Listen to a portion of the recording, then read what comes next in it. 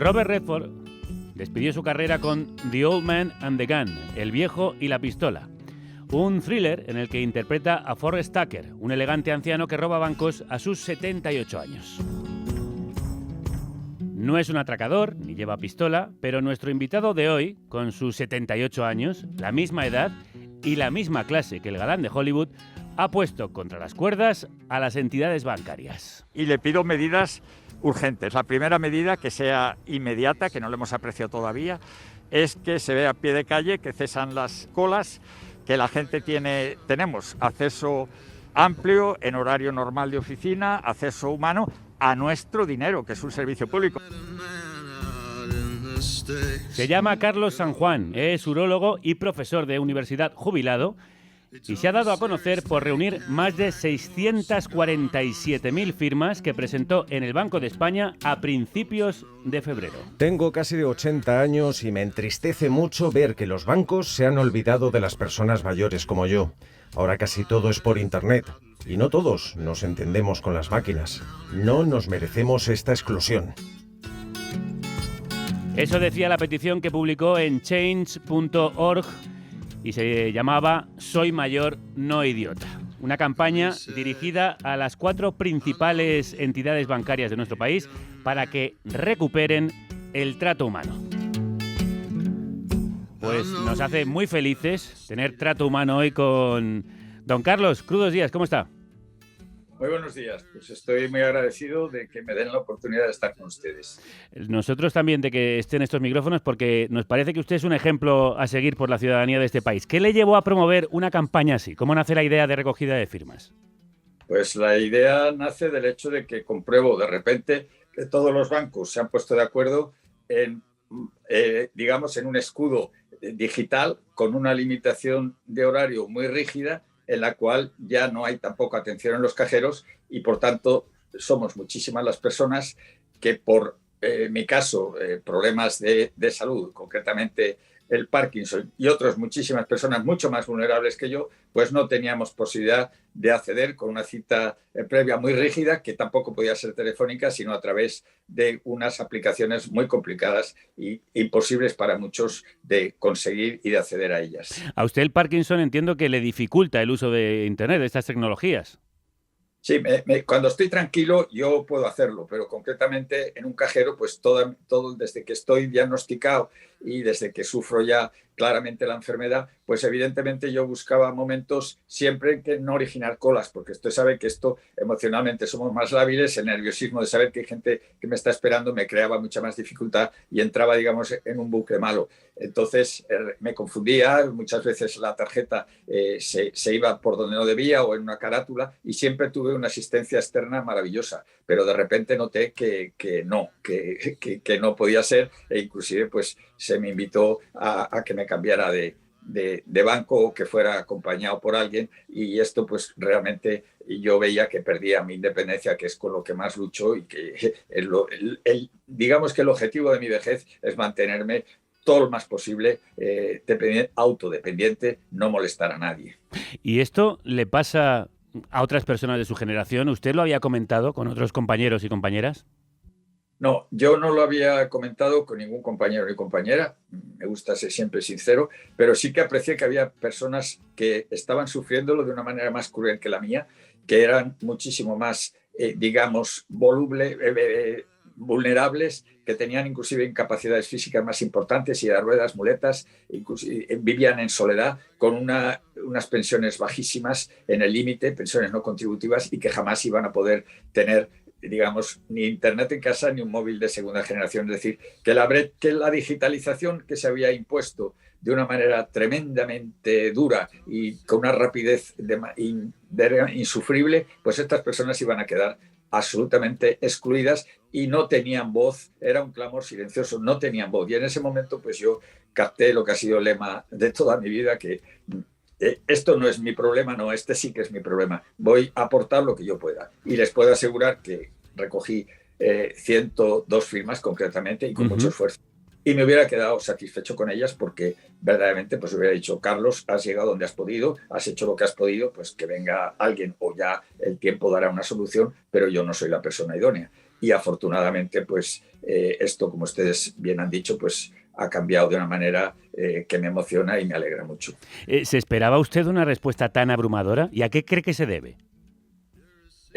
Bueno, yo en primer lugar no me la esperaba ni remotamente. Es decir, hoy en día, yo lo diré siempre, esta misma mañana me he despertado y me creo que estaba en un sueño. O sea, que ese duerme vela que tenemos previo a estar completamente despierto, pues he pensado, oye, lo habré soñado, Carlos, he soñado esto. Sí, me lo he planteado esta misma mañana, se lo cuento con toda sinceridad. ¿A qué se debe? Pues mire usted, yo creo que era un terreno abonado. Ha habido muchas asociaciones que lo han llevado magníficamente, ustedes también, muchos medios de comunicación ya lo habían denunciado, y habían abonado el terreno para que haya llegado esta chispita que ha encendido pues una llama. ¿A qué se debe? Pues le doy un protagonismo extraordinario a Change.org, que apostó sin dar, por supuesto, ninguna esperanza, como era lógico, y un protagonismo extraordinario a los medios de comunicación. Ustedes tienen en hemerotecas, en videotecas, lo que yo ayer hablé con medios, muchos menos medios digamos, de comunicación que el día 8, porque había acontecimientos políticos, yo sabía que iba a ser mucho menos mediática la reunión, pero yo les manifesté que han formado parte de mí mismo, del equipo que nos han llevado en volandas, que nos han llevado con cariño y que realmente yo lo recordaré siempre porque es verdad, yo aprovecho la ocasión para ya iniciar una despedida. Yo cuando vuelva a ese anonimato de donde salí, pues los llevaré dentro de ese corazón donde guardamos los buenos sentimientos y no tenemos ni rencores. Guardamos lo bueno y en ese bueno estarán todos los medios de comunicación sin excepción. Piensen ustedes, esto ha salido de España, esto como iba a ser un sueño, esto ha llegado a toda Europa y ha llegado a Hispanoamérica. Entonces esto significa que se están originando movimientos similares. Usted sabe lo que supone para un viejo anónimo de 78 años esto, pues esto es algo inaudito y esto se lo debemos en gran parte, en inmensa parte a los medios de comunicación. La reunión a la que se refería Carlos es la reunión con la ministra de Asuntos Económicos y Transformación Digital, Nadia Calviño, con la que tuvo ya un encuentro previo hace unas semanas, cuando él fue a presentar las firmas y la ministra salió del ministerio y le dio un abrazo y el compromiso de cambiar la situación. El representante de todos los de pie, todos los mayores y los más vulnerables está aquí delante de usted en este momento. Y yo espero que de aquí a final de mes podamos anunciar y poner sobre la mesa un conjunto de medidas que sean eficaces. Esta semana se ha producido esa reunión que le prometió. ¿Está satisfecho? ¿Cuáles son los compromisos que ha ofrecido el gobierno? Bueno, estoy muy satisfecho. Se firmó ayer un protocolo que tiene, pues, evidentemente, sus pros y sus contras. A mí me gustaría resumirlo rápidamente. Yo le veo como enormemente gratificante en que el primer apartado, el primer capítulo, el primer punto, es el punto que recogía absolutamente esta petición. Ellos, tanto el gobierno como la banca, tenían la idea de, digamos, ir hacia una digitalización, favorecer con todos los medios a su alcance el que todos los mayores pudiéramos ir aprendiendo a ser digitales. Pero yo manifesté que muchísimas personas van a permanecer por obligación en la edad analógica, se van a quedar ahí porque no tienen medios para incorporarse. Y esto han sabido recogerlo. Esta sensibilidad por parte del gobierno y por parte de la banca, yo lo agradeceré en el alma, porque realmente lo han hecho muy bien. El horario... Perdón.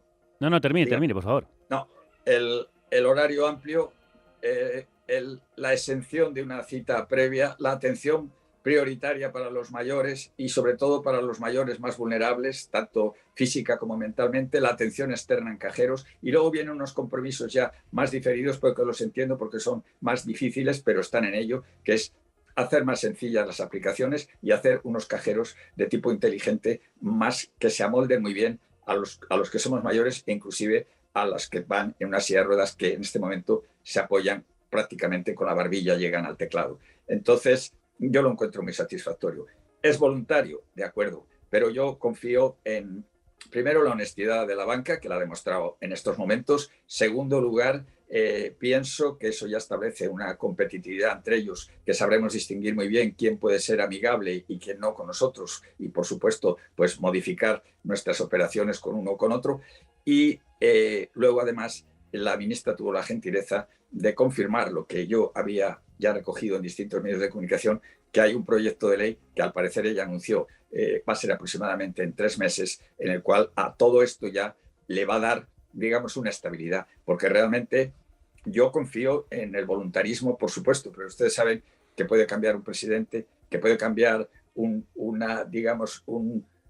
unas tendencias, unas directrices económicas por crisis, por vaivenes de la economía, y entonces volver donde estábamos. De esta manera, con una legislación, con una vigilancia por parte ya, digamos, jurídica, por parte del gobernador del Banco de España, esa voluntariedad pasará a ser ya una obligación, y ya todos los, digamos, usuarios de las entidades financieras, y independientemente de la digitalización, tendremos nuestros derechos. Sí, son muchas las voces que piden que de la voluntariedad se pase a la obligatoriedad. Queremos invitar a una de ellas, a Joan Romero, que es catedrático de Geografía Humana de la Universidad de Valencia y autor del artículo de opinión La banca como modelo hostil, edadista y excluyente, que firma junto a Sacramento Pinazo, presidenta de la Asociación Valenciana de Geriatría y Gerontología. ¿Quién usa ya la cartilla del banco? ¿Quién tiene necesidad de acudir a una entidad bancaria teniendo una APP? La respuesta es millones de personas mayores y otras personas con bajos niveles de renta, que no tienen ningún tipo de acceso a las tecnologías ni conexión a Internet. Imponer un mundo digital a todos significa excluir a muchas personas mayores que no pueden, no quieren o no disponen de Internet. Smartphone no les llega wifi al área donde viven, no les llega la pensión para gastar en Internet, o no tienen los conocimientos o carecen de las competencias digitales para operar por Internet con aplicaciones móviles. Quizá les falta seguridad para usar las tecnologías sin miedo, o conocimientos para saber que no pasa nada si se equivocan con algún dígito, o confianza a la hora de hacer operaciones en línea a la vista del preocupante avance de la ciberdelincuencia. Joan, buen día. Hola, buenos días, muy buen día. ¿Cómo se ha producido esta degradación del sistema bancario? ¿Cómo hemos llegado hasta aquí? Hemos llegado. Lo primero que quiero es agradecer al señor Carlos San Juan la iniciativa que ha tomado antes de responderte a tu importante pregunta. Y además me ha recordado mucho la iniciativa de don Carlos San Juan, aquella que tomó también un joven como Stefan Hessel en 2010 con su libro Indignaos. Guarda mucha relación. Por cierto, yo he sido uno de los firmantes de la plataforma impulsada por el señor San Juan, de los 600.000 firmantes, he sido uno de ellos.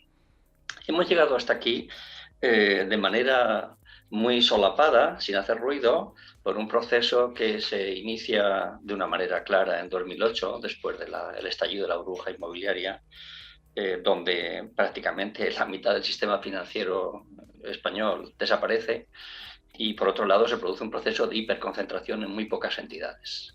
Un proceso de hiperconcentración que ha permitido ir construyendo lo que yo defino como una cierta forma de oligopolio, de monopolio, es decir, apartándose de manera gradual de lo que es una economía liberal, donde la libre competencia pues, es lo más importante. Y por otro lado, y hemos llegado a esta situación, y por otro lado, este proceso que se fue concretando en expulsión masiva de plantillas de trabajadores de la banca.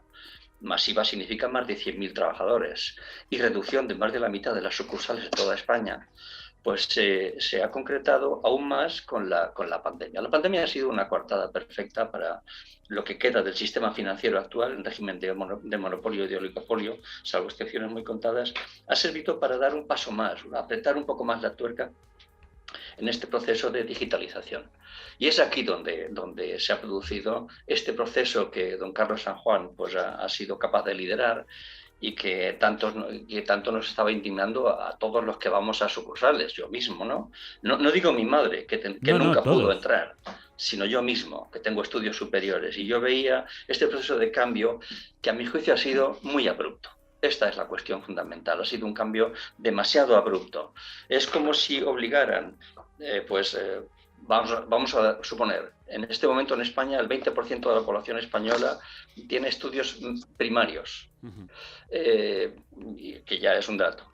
Y al mismo tiempo es como si al resto, y a ellos y al resto, nos obligaran a compasar, a adaptarnos a sus imposiciones, cuando lo ideal hubiera sido al contrario, es que el sistema financiero se adaptase a la estructura sociodemográfica de la realidad española. No ha sido así, y ha sido suficiente con que el señor San Juan haya dicho hasta aquí, porque de alguna forma representa para mí la indignación en defensa de la dignidad, lo que él ha hecho, para que millones de personas nos sintamos solidarios y más de 600.000 incluso hayamos firmado su iniciativa. Esta es la síntesis de lo que yo creo que explica cómo hemos llegado hasta aquí. El protocolo estratégico para reforzar el compromiso social y sostenible, que cuenta con el respaldo del Gobierno y el Banco de España, y que han firmado la Asociación Española de Banca, la Confederación Española de Cajas de Ahorro y la Unión Nacional de Cooperativas de Crédito, habla de un compromiso por parte de las entidades a ampliar el horario para atender a los mayores, como nos contaba don Carlos, a ofrecerles cursos de educación financiera y garantizar una atención telefónica preferente. Joan, ¿le parece suficiente este acuerdo? ¿Le parece bien que solo sea voluntario y no obligatorio? No, yo siempre que he sido preguntado por algunos de vosotros sobre este tema, he respondido lo mismo. Creo que no es suficiente. Es un muy buen inicio. Gracias al trabajo y a la iniciativa, al liderazgo del señor San Juan, si no, no estaríamos aquí. Esto hay que tenerlo claro, pero no es suficiente. No podemos dejar... esta cuestión es una cuestión estructural, es una cuestión sistémica, que va incluso más allá de la banca. Vamos a centrar el asunto, por eso es sistémica y estructural. Esto es una cuestión, la digitalización está siendo demasiado rápida en una estructura social como la española y está dejando demasiada gente atrás.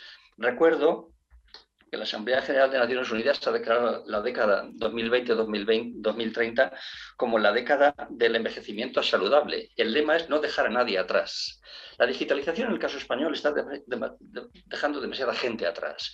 Y no piense solo en la banca, piense, por ejemplo, en los servicios públicos y en otros servicios privados, que están dejando a demasiada gente literalmente en las puertas o excluidas de los procesos. Es como si se hubieran ido construyendo muros digitales o muros físicos que estuvieran dejando demasiada gente atrás. Le pongo otro ejemplo para que vea. Con la pandemia, miles de familias han quedado literalmente en la cuneta. El gobierno español puso en marcha el ingreso mínimo vital. Usted debe saber que una parte importante del fiasco relativo del ingreso mínimo vital, de gente que ha quedado el dinero y familias no han podido acceder a él, ha sido por las barreras digitales. Eso es. Porque no había mecanismos, porque no saben, porque no pueden. No es porque no quieren, es porque no saben, porque no pueden. La seguridad social.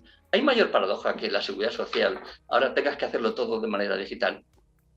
El sistema sanitario, otros servicios como el sistema de empleo, estamos yendo demasiado rápidos. Y yo creo que la virtud de la iniciativa del señor San Juan ha sido poner esto sobre la mesa.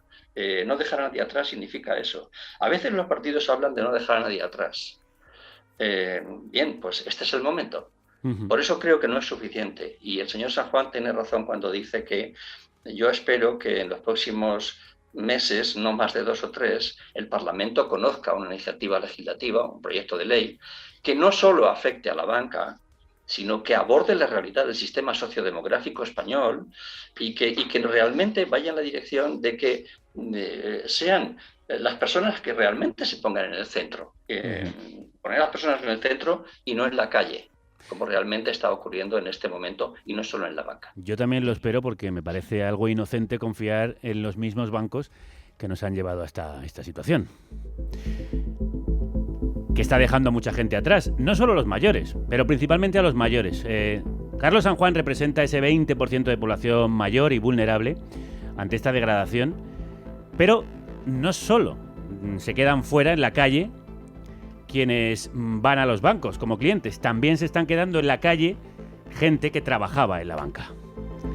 Desde la crisis de 2008 se han cerrado 20.000 sucursales, lo cual ha dejado a los clientes sin puntos de atención. Elena Gómez, crudos días. Crudos días. ¿Cómo ha afectado esta reestructuración al sistema y a los clientes? Ha supuesto el despido de 117.000 empleados. Uno de esos puestos de trabajo lo ocupaba Roberto Tornamira, exsecretario general de la Federación de Servicios de UGT en Madrid y miembro del movimiento ciudadano Momentum, de militantes socialistas. Él nos cuenta que los principales afectados de esta reestructuración son los clientes con menos capacidad económica. Porque la banca en España, y supongo que no es ajeno a otros países, desde la crisis de 2008 lo que ha decidido es girar hacia un cliente inversor. Y esto supone que hayan perdido el interés hacia el cliente tradicional, es decir, el que no tiene capacidad de invertir y ni siquiera capacidad de ahorro. ¿Qué pasa? Que este cliente pues está siendo despreciado, ¿no? Está siendo echado de las oficinas literalmente, con todas las consecuencias que eso lleva, de no tener capacidad para operar en el cajero, porque a veces no todas las transacciones son sencillas o no son intuitivas, y por otro lado porque le están trasladando al cliente el riesgo de manejar efectivo en la puerta de la calle. Pero hay otro problema, que es la exclusión financiera. Con el cierre del 50% de las redes de oficinas que había en 2008, han desaparecido miles de sucursales y muchas localidades se han quedado sin puntos de atención. Es decir, que hay gente, sobre todo mayor, que se tienen que desplazar o dependen de otras personas, de sus hijos y familiares, para que les hagan gestiones bancarias básicas, sobre todo en zonas rurales donde el problema digital está muy presente porque no se tiene cobertura en todos los pueblos de España, ¿no? Igual que ocurre con los horarios y la cita previa. La disminución de las oficinas y sobre todo la destrucción de más de 100.000 puestos de trabajo en estos últimos 10 años pues también es un detrimento para la atención al público, ¿no? Pues se ve en las colas que hay en los cajeros, que hay en las oficinas y en esas citas previas que no son siempre cuando el cliente quiere, sino cuando la oficina establece. Es el fruto de los EREs de la banca, que ha aprovechado la flexibilización que introdujo la reforma laboral de 2012. Ya no es necesario tener el ok de los jueces, ¿no? Es decir, simplemente con presentar el expediente de regulación y negociarlo, pues no hace falta la autorización administrativa. Y la banca se ha acostumbrado pues a hacer EREs de vez en cuando y a ir recortando el salchichón. Yo creo que ya están quedándose con la cuerda en la mano. La concentración bancaria y la falta de competencia también hace que a las entidades no les sean necesarias tantas oficinas porque no tienen que competir, con el contrario. Sin embargo, el sistema actual nos obliga a los ciudadanos a contar con una cuenta bancaria. Así que para Roberto, el Estado tiene que dar una solución. Tienen el Instituto de Crédito Oficial, que tiene una dependencia tremenda las entidades privadas y no tiene una red de distribución de préstamos. Y por otro lado, el Estado también cuenta con correos. Porque una vez que han entregado Bankia a la Caixa, pues ya no tienen una entidad propiedad del Estado, que mayoritariamente lo era, el 61% de las acciones, pero tienen correos, donde está el Banco Santander colonizando correos, ofreciendo servicios financieros básicos. Por lo tanto, el Estado lo que tiene que hacer, en lugar de privatizar correos por la vía de los hechos y que caiga en manos de la familia Botín, pues lo que tienen que hacer es poner a funcionar correos de mano del ICO coordinadamente y prestar un servicio de depósitos y de banca tradicional a disposición de la ciudadanía. Una intervención del Estado para no dejar desamparados a los ciudadanos y a los trabajadores. Elena Gómez, muchas gracias. Para eso estamos. Ha dado muchas claves y además está haciéndose negocio con lo público. Don Carlos, ¿usted qué situaciones ha visto en entidades bancarias que le llevaron a movilizarse? Pues auténticamente un monopolio, como se ha mencionado muy bien, un monopolio digital en el que, curiosamente, aprovechando la pandemia, pues se homogenizaron los objetivos, el horario era exactamente el mismo, las 11, ni un minuto más, las citas telefónicas la cita previa era obligatoria, amparándose en la situación sanitaria, inclusive cuando ésta se iba desagravando enormemente, y era una cita telefónica imposible porque sus teléfonos no tenían medios para ser atendidos y eran recurrir a unas aplicaciones imposibles. Entonces, tampoco había ninguna asistencia externa a los cajeros y he contemplado, pues, concretamente en la ciudad de Valencia, que es donde vivo, pues, bancos importantes, jamás me ha gustado dar nombres de entidades, pero que tienen una persona solo para atender, con lo cual, pues, esta persona, inclusive, pues, su carácter se agriaba porque, evidentemente, estaba muy absolutamente desbordada por el trabajo.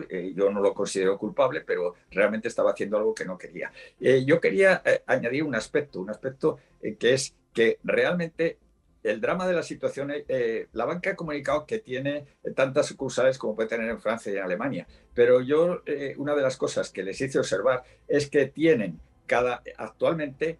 Esto yo no lo sé exactamente, pero lo que sí que está claro es que cada sucursal por un empleado tiene que atender el doble en España de usuarios que puede ser en Alemania y en Francia, con lo cual es un deterioro enorme.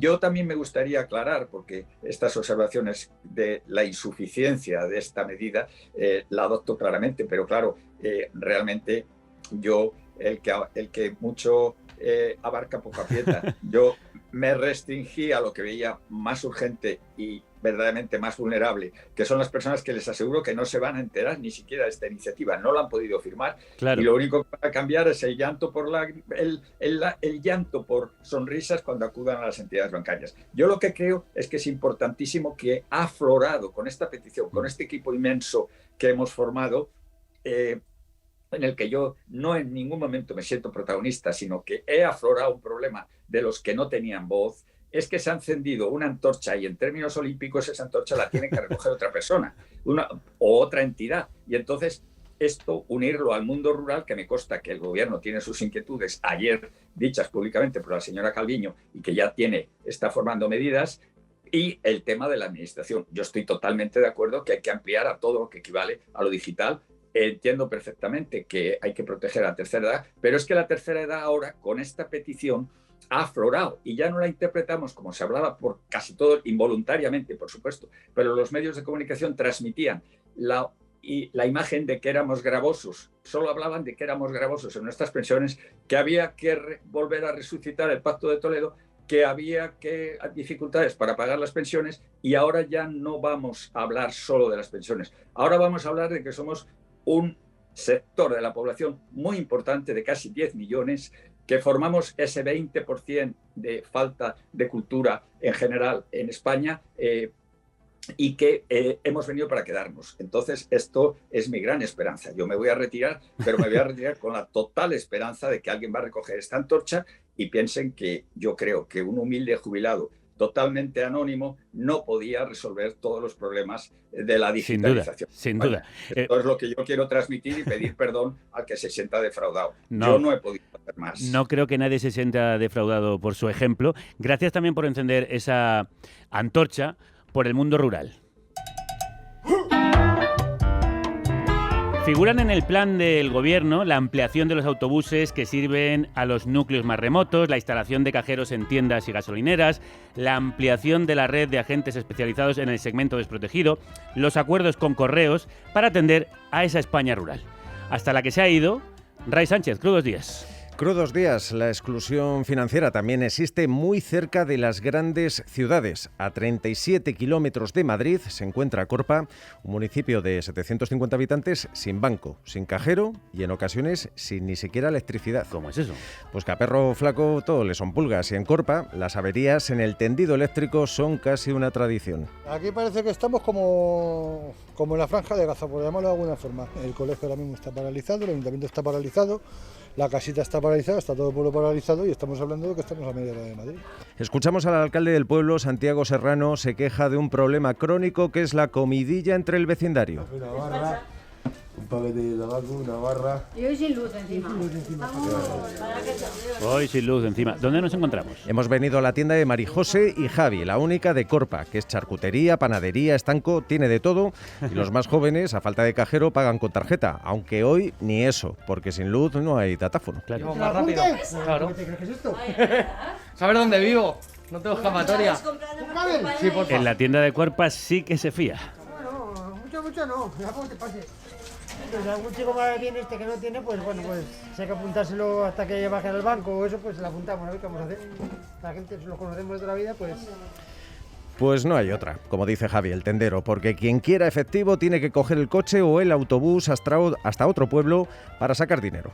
Luego tampoco es muy fácil sacar dinero de un banco, igual que sea la gasolina, hay que hacer un máster. Y nosotros es que hemos nacido muy pronto. Vecinos como Clemente, que nació muy pronto, hace 85 años, para ser exactos, dependen de los hijos para tener dinero contante y sonante. ¿Y si no tienen hijos o no pueden desplazarse? Pues a esperar al Ofibus. ¿Qué es eso del Ofibus? Es la oficina ambulante de CaixaBank, que visita el pueblo una vez al mes, pero en Corpa no saben ni qué día viene, lo asegura el alcalde. Supuestamente antes, cuando era Bankia, nos avisaban. Ahora con la fusión de CaixaBank es que ni nos avisan. Entonces, al menos una vez al mes, aunque sea sin previo aviso, en Corpa se puede sacar dinero. Bueno, siempre y cuando seas cliente de CaixaBank, porque si eres de otra entidad como Florencio, pues estás fastidiado. Si no tienes cuenta no puedes ir a operar allí, aunque tengas un cajero portátil, no te atienden ni te pueden dar dinero ni te pueden hacer nada porque tienes que tener exclusivamente una cuenta con ellos. A Florencio nos lo encontramos en el bar del pueblo tomando un vino con su amigo Ángel, indignado por el trato que mayores como él reciben en los bancos. Nosotros somos de una generación analfabeto, es así, que tuvimos la mala suerte de no poder ir a los colegios y ahora nos quieren meter en una cosa tan moderna que no es para nosotros. Llegas a las cajas, no te atienden y no es culpa de los que están allí, la culpa viene de arriba, porque los que están allí están ganando un sueldo y se tienen que atener a los que les mandan. ¿Cuánta razón tiene Ángel? Y sabe de lo que habla, porque su hija trabaja en un banco y no desaprovecha la oportunidad para denunciar sus condiciones laborales. La banca ha ido mucho a lo suyo, no va nada más que para ellos y para ellos. Los tratan mal hasta a los que tienen trabajando. Los tratan hasta mal, porque los tienen muchas horas trabajando. Dicho queda. Oye, Ray, ¿y nunca ha habido banco en Corpa? Sí que lo hubo, y hasta hace no demasiado tiempo. Era una sucursal de Caja Madrid, que tras la conversión en Bankia y la crisis financiera cerró porque la oficina ya no era rentable. Entonces el ayuntamiento les ofreció que pudieran instalar un cajero en la casa consistorial. Lo ofrecimos directamente a Bankia en su momento, para que nos prestara servicio, poniéndole nosotros la infraestructura, o sea, todo lo necesario para que ellos nos instalaran el cajero, y la respuesta que obtuvimos fue que movilizar dos personas, un furgón y el mantenimiento del cajero y tal y cual para que no les sale rentable. La banca y el mantra de la rentabilidad. ¿Y las administraciones han hecho algo? La Comunidad de Madrid dice tener un plan para conseguir que todos los pequeños municipios de la región dispongan al menos de un cajero automático, cuya instalación correría a cargo del gobierno autonómico. Pero Santiago Serrano, el escarmentado alcalde de Corpa, no se fía un pelo. Por lo visto es un proyecto piloto que van a ver cómo funciona y me imagino que con el tiempo lo ampliarán, pero aquí de momento, o sea, por lo menos yo lo que escuché en las noticias fue hasta 1000 habitantes, porque ya a mí oficialmente no me han comunicado nadie nada. Corpa, como somos 750, pues nada, ahí no entramos. Ahí no entramos, pues tendrán que seguir esperando a que llegue un cajero. ¿Al menos volvió la luz? Sí, al menos lo de la electricidad se resolvió antes de que me marchara de Corpa. Por cierto, cuando salí de allí, vi de refilón el Ofibus en el pueblo de al lado. ¿Y no te acercaste? Sí, lo intenté. Lo vi desde la carretera y te prometo que tardé apenas 10 minutos en poder cambiar de sentido e ir a buscarlo, y cuando llegué ya no estaba. Vaya. Una mujer me dijo que se había marchado antes de tiempo. Visto y no visto. Pues visto y no visto, sí. El paso de los bancos por la España vaciada. Enorme trabajo, Ray, me ha encantado. Muchísimas gracias. A vosotras. Joan, esto que acabamos de escuchar es el día a día de muchísimos pueblos y localidades de España. Y por otro lado, como bien decía Joan Tornamira, el sistema nos obliga a tener una cuenta bancaria, pero luego el sistema no nos proporciona la manera de llegar a ella. Así es. Verás, es importante esta mirada que habéis aportado, porque es la otra España, digamos, ¿no? La España en proceso de vaciamiento. De la misma manera que la exclusión financiera es una nueva forma de vulneración de derechos y de maltrato, la autonomía personal es un derecho. Yo creo no, así lo dice nuestra Constitución, la igualdad de derechos con independencia del lugar en el que vivas es un derecho constitucional. De manera que, en este sentido, esto nos lleva a otro debate que espero que esta iniciativa del señor San Juan también contribuya a abrirlo, que es el debate sobre cuáles son las obligaciones de los poderes públicos para garantizar la igualdad de derechos, en este sentido la cohesión territorial, que es de lo que estamos hablando. Y yo creo que aquí, es el momento de empezar a hablar de, por ejemplo, del papel de los poderes públicos en cuanto a la prestación de servicios como este.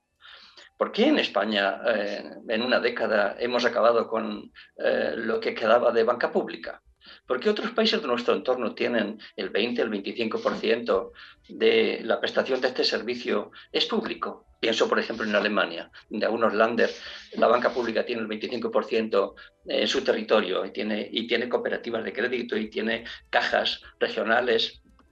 Yo ya sé que aquí las cajas son un mal ejemplo, también las entidades privadas fueron un mal ejemplo. De modo que aquí no miremos al pasado. Yo creo que es el momento de abrir el debate sobre la presencia del espacio público en la prestación esencial como este en territorios rurales. Yo soy un firme defensor de que se repiense en serio la recuperación de la banca pública o, por ejemplo, no privatizar correos, como señalabais antes, claro, sino dejarlo como una red que garantice un derecho para mí constitucional.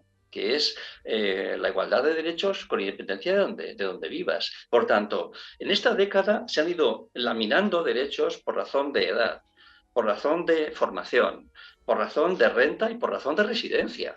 Esto es lo que yo creo que la agenda de los gobiernos actuales, del actual gobierno progresista, tiene que ir reparando. Bueno, es que claro, el debate que se abre aquí es fundamental. Es sobre las libertades y derechos básicos de la ciudadanía, que no se están respetando. Esto no es solo que no tengas acceso como cliente a tu producto, sino que se están produciendo una vulneración de derechos fundamentales, ¿verdad, Carlos? Sí, por supuesto. Y yo escuchando a Joan, pues le veo una persona muy idónea para que recogiera la antorcha. Cuidado que te está lanzando el dardo, ¿eh?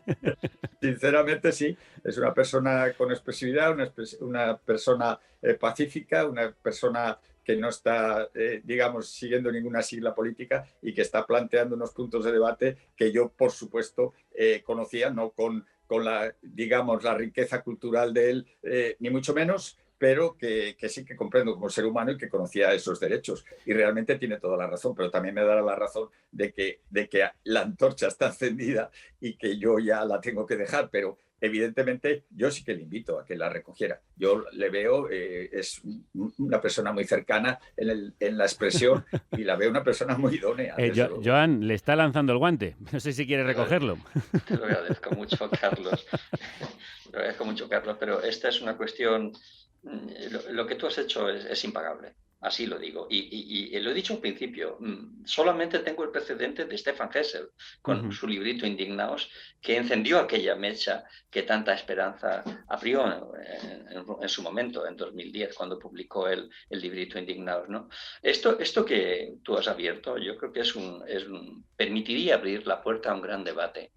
Si es cierto, y yo creo que lo es, que el gran momento neoliberal está cerrándose, sí, que ha durado 40 años de hegemonía cultural y que ha impregnado toda la actividad pública y que tal vez es el momento de pensar en otra forma de organizar la vida de las gentes, más en clave, por ejemplo, neo-keynesiana, pues yo creo que es el momento de hablar sobre el papel de los poderes públicos. No veo por qué no podemos hablar de abrir el debate sobre si es necesaria o no una banca pública en España. ¿Por qué no? Totalmente de acuerdo. Es el momento adecuado. Es el momento adecuado. O de iniciativas realmente con mayor presencia de los poderes públicos. O reglamentaciones claras que superen la voluntariedad, porque un protocolo no es un reglamento, no está en la Constitución. Se deja del lado de la buena voluntad de las entidades privadas. Hay que dar el paso a reglamentos y a directivas y a directrices de obligado cumplimiento. Esto yo creo que es cambiar. Lo que ha pasado en estos años, con el momento neoliberal, es que el poder ha cambiado de lado de la mesa. El poder ha pasado al lado, en este caso del tema que nos ocupa hoy, de los bancos. El poder tiene que volver al otro lado de la mesa, al de los ciudadanos y los poderes públicos. Esta es la gran cuestión que yo creo que tú has abierto, Carlos. Por eso es tan importante, sí, lo que ha sucedido en este caso, que parecía pequeño, pero en realidad habla de una realidad muy grande, como bien ha resumido Joan Romero. Ante un sistema que está colapsando, es evidente que el poder debe cambiar de bando y dejar de ser un sistema insolidario y explotador, como estamos viendo, para pasar a ser un sistema justo, como pide Carlos San Juan y las 700.000 personas que se han unido a su petición. Joan, Carlos, de verdad ha sido un placer escucharles, un gusto tenerles hoy aquí. Un abrazo muy fuerte. Un abrazo muy fuerte. Igualmente.